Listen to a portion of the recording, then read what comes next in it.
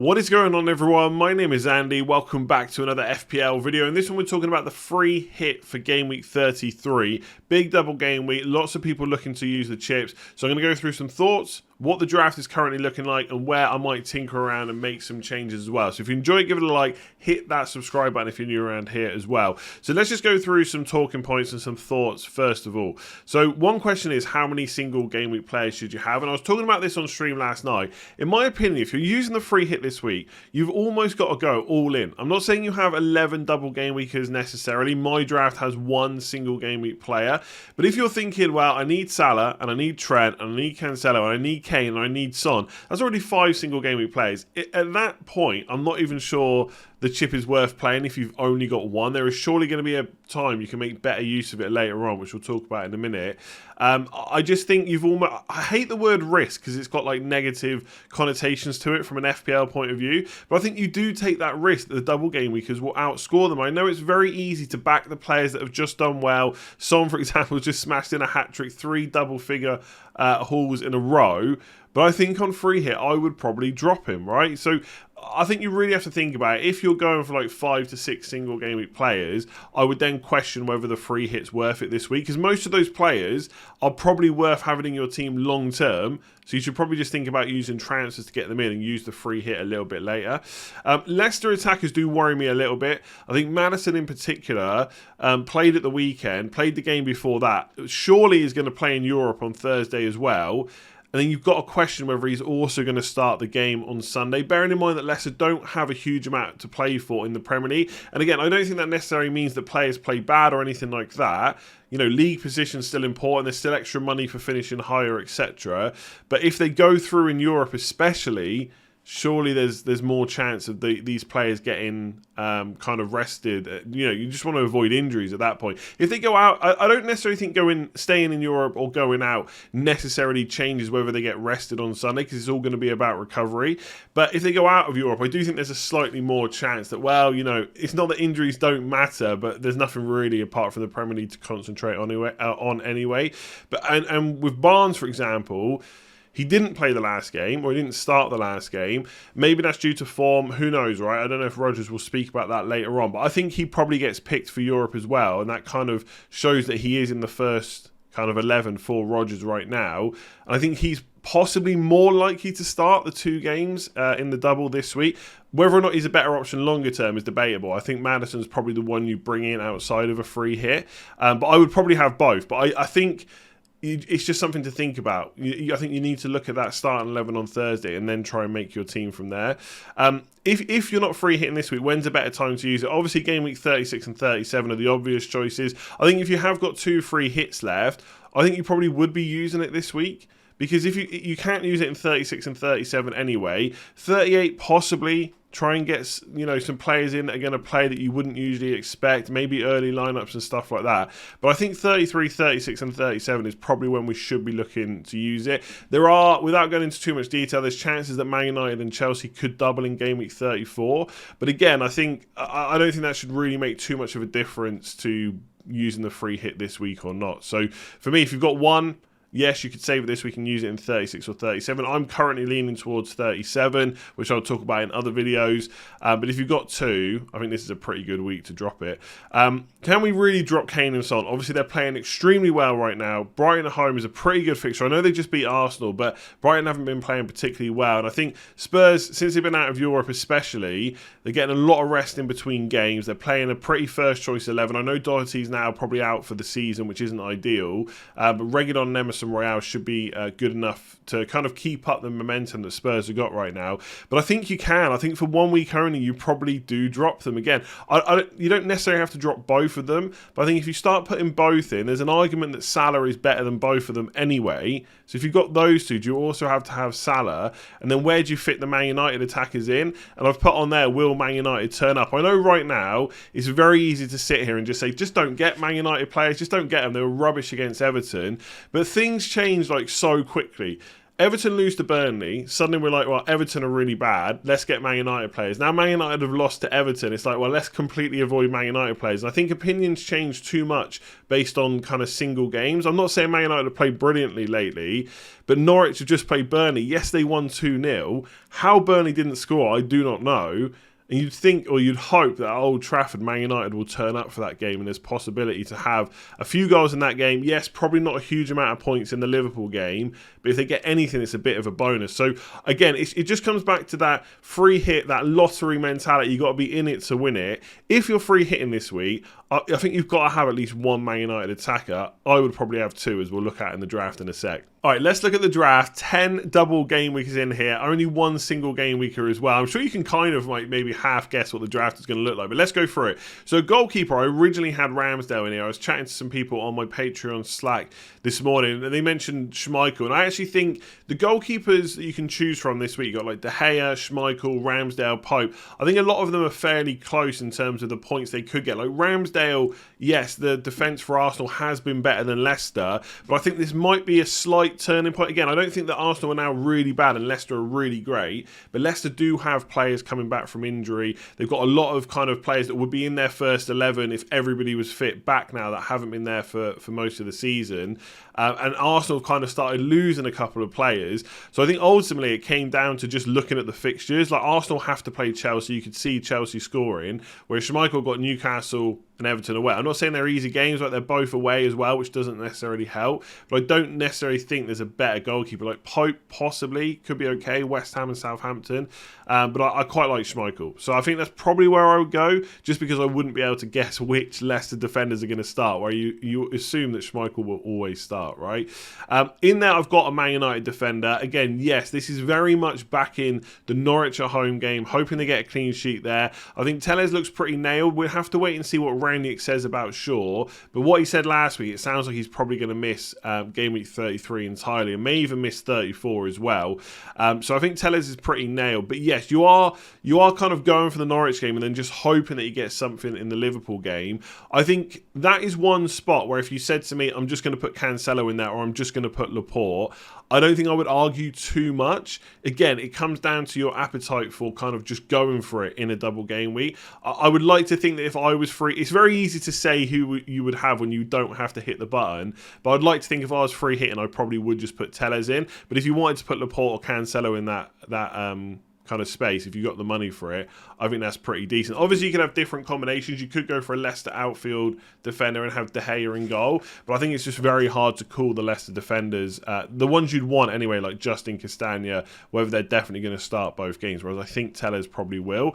And then I think I will have double. I actually think for my own team, that's not a free hit team, I'm probably going to have double Newcastle defence. It's going to be Dubravka and a defender, just because of the way my team's set up. But for a free hit, I'd probably go Shah and Target. You could put Dan Burn in there if like money was an issue and you needed to downgrade Target a little bit. But I think both teams at home, I think just got a clean sheet against Wolves, didn't really give Wolves too many opportunities. I think Leicester and Crystal Palace is going to be a bit more difficult, but I think they get one clean sheet out of these two games.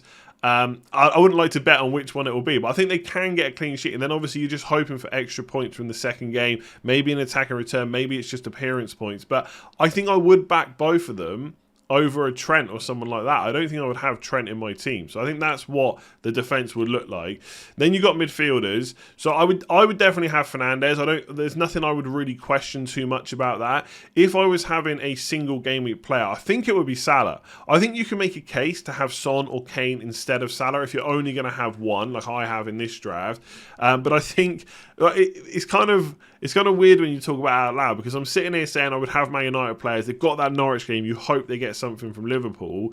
But the way that Liverpool just played against Man City and the way that Man United just played against Everton, there's nothing to say that Salah won't get a couple of attacking returns in that game. So again, you are banking on the clean sheet against Norwich for Telles. I think the one thing for anyone free hitting Man United players in this week, if they do blank against Norwich, you're going to feel like it's game over, because I'm just not quite sure what they can do against Liverpool. You would hope that they would go to Anfield and turn up, but the way they've been playing, there's not really a huge amount to play for. Top four even looks difficult right now. There's just that slight worry about where the Man United players' heads will be at. There's a new manager coming in, a lot of players frustrated they're not getting minutes and stuff like that. So I think I would have Salah, but obviously the reason I'm saying that, maybe that does sound bad for Man United players. But again, I think if you're free hitting this week, because of that Norwich at home game at Old Trafford, I think you've got to go for it. I still think I would keep Saka. I know the last couple of games haven't been ideal. They're missing Tierney, and obviously they're missing Partey as well, which is not great. But I think Southampton is a fixture that I would not mind targeting right now. They've been pretty poor recently. Again, I don't think Arsenal can do what Chelsea just did to them. But I still think it's a pretty good game, and obviously then you've got the extra game against Chelsea. And to be honest, at that kind of price, like again, it's all well and good saying, well, instead of Fernandes, instead of Ronaldo, I'd have Kane or Son. Fair enough, but you can't go up to Son from Saka. That's a massive, massive price difference. So I think I would probably keep him in. Maddison and Barnes are tricky. For their price, I would probably have them in, because even if they do get benched for one of the games, they're kind of players that will always come on. It's very rare that they'll just be on the bench for the whole game. So I think you probably just risk that you have both of them in. I think they're fairly decent fixtures again. Newcastle away, Everton away. They're not easy, they're not pushovers, but I think you'd probably back Maddison and Barnes in there for midfield. Again, it's all about, are there better midfielders with double game weeks? And are there better midfielders at that price with single game weeks? Kulusevski, possibly, you can have in instead of one of these. Like if you knew, for example, there was early team news, I don't think there will be because they're playing on Sunday, that one of these was going to be benched for that first game, then maybe there's a case to put Kulusevski in just because he's such a good price, he's in such good form.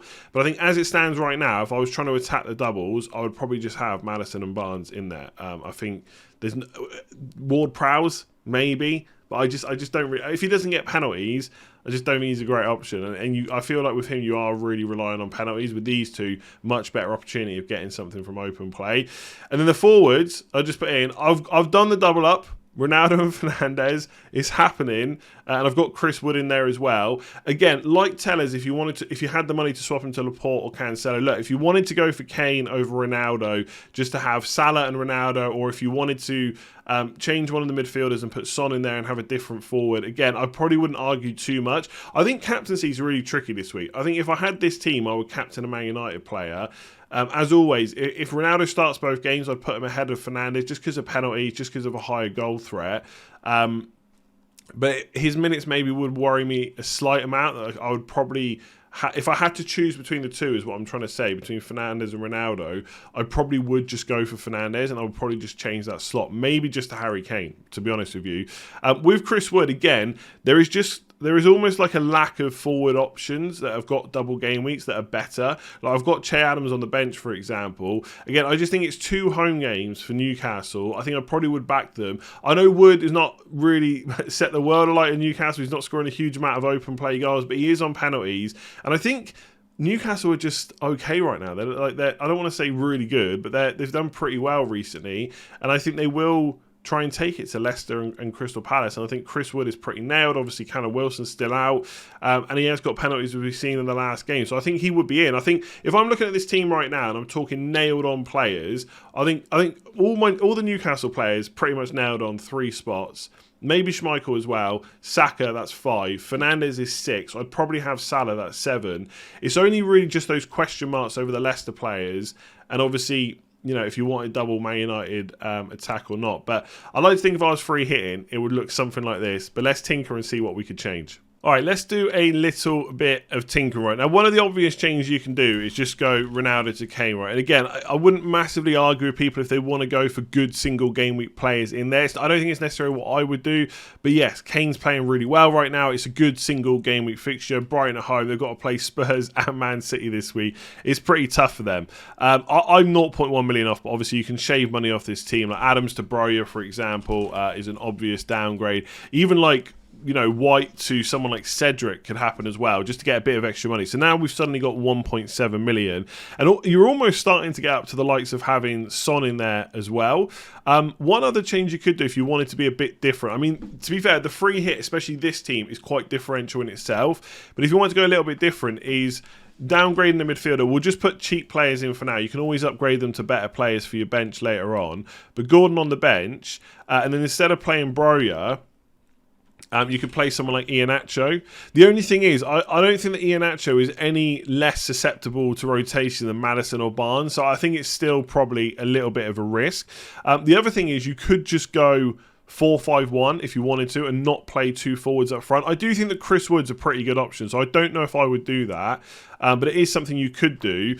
If you wanted to completely tank one of the positions, you could put Gelhardt in, and obviously then you could look to properly upgrade someone like Gordon. So you'd have 9.4 million in this scenario. So again, you could put Maddison back in. You could try and get up to Son. Like if you really wanted Son in here as well, you've got to make up 1.5 million. The easiest way is to probably drop Salah. I mean, if I drop Salah, I've got 11.6. So someone like De Bruyne is 11.8. So you'd have to make 0.2 million off this team. That's doable, right? You could just downgrade Walker Peters to Bednarak. I think it's 4.4. So you could do something like that. So with that, you've still got the 3 at the back. I don't know if there's enough defenders that I'd want outside of Cancelo and maybe Laporte. I mean, Trent, if you could afford it, of course, that I would want to put in there to go for at the back. And I do think that Chris Wood is a fairly decent option this week. So again, he's fairly nailed in most of my free hit teams. But you could go for something like that. If you wanted to go for really good single game week players, then Son, Kane and De Bruyne, skip Salah for a week. I do think, to be honest, that Salah is arguably better than all of them. But as an overall kind of picture this free hit team, I don't think you're going to lose out on points going for something like this. You've still got Wood, Barnes, Fernandes, Saka, Tellez, Target, Shah, and your goalkeeper. You've still got 8 double game week players. Then it's just the question, is Harry Kane better than Ronaldo? I really think, if it was me, I'd still want Ronaldo in there. Because at this point, I'm thinking, I've got De Bruyne and I've got Son. I just back the extra game, even if it's Liverpool away. I think the fact that they're playing Norwich at home is pretty good. Like, Brighton at home is a tougher fixture than Norwich at home, but Spurs are better than Man United right now, right? Especially in attack. So it's which way do you fall? Do you fall to the easier fixture and probably the slightly worse team, or the harder fixture but the better team?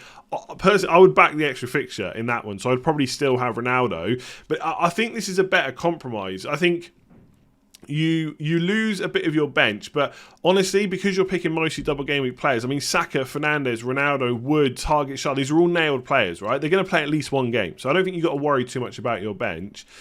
And you've still got 2 really good single game week players, and all you've lost is Salah. Don't get me wrong, he's a pretty big loss, but you've upgraded Maddison to Son. And if you think Maddison's going to miss one of the games, which I think there is a fairly high chance of happening, then Son with 1 game versus Maddison with 1 plus maybe a bench appearance, I probably would back Son. So obviously I've done the draft and I do like that draft, but after doing a bit of tinkering, maybe something like this is better. I'll obviously keep an eye on the Ronaldo news. There's all that stuff coming out after the game about him, breaking the phone and stuff like that. If there's anything that happens there, which means he can't play, then obviously, yeah, you just switch to Kane. But now I've put that together, I quite like it. So the original draft is decent, but if you want single game week players in there, maybe something like that is a little bit better. But you do have to lose Salah to do it, so it's whether or not you want to do that. I mean, he could do extremely well against Man United. So anyway, there's some thoughts. Don't worry about your bench too much. I really think you can just go super cheap on it. If you did enjoy that video, give it a like, hit that subscribe button. Please let me know down below just how much you hate Man United players and the fact that Kane and Son have to be in your team. And also let me know how many single game week players you're going for. I'll be back tomorrow with another video. Thank you for watching. Hit that like button, hit subscribe, and I'll see you again soon.